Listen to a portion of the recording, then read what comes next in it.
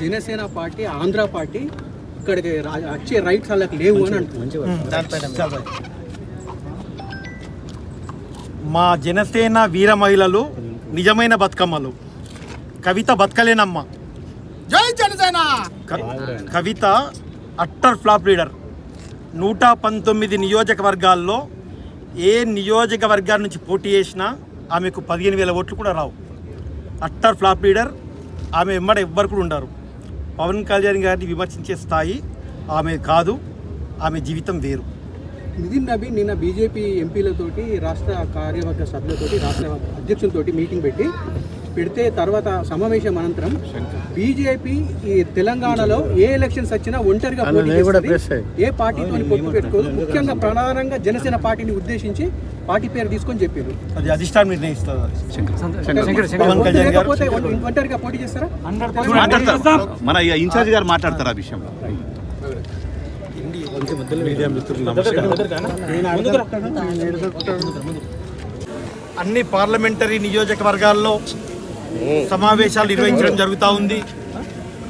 ఎందుకంటే కాంగ్రెస్ పార్టీ అన్ని రంగాల్లో విఫలమవ్వడం, యువత కానివ్వండి, మహిళలు కానివ్వండి, రైతులు కానివ్వండి ఈరోజు మార్పు కోరుకోబోతున్నారు.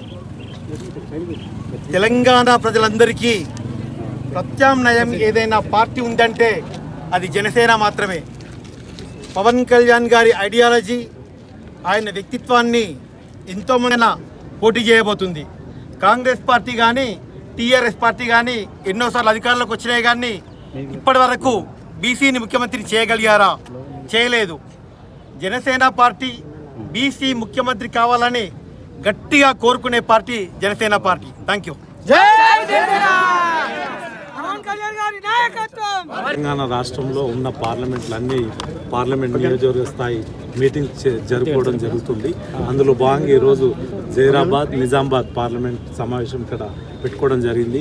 అది మన మీసాల శ్రీనివాస్ గారి ఆధ్వర్యంలో, మన మత్స్య సుధాకర్ అన్న ఆధ్వర్యంలో, అదేవిధంగా ఇక్కడ దాదాపు కొన్నేళ్లుగా పార్టీ జెండా మోస్తున్న ప్రతి నాయకుడు, కార్యకర్తలు అందరిని ఒకసారి కలిసి ప్రయాణం చేయబోతున్నాం మేము.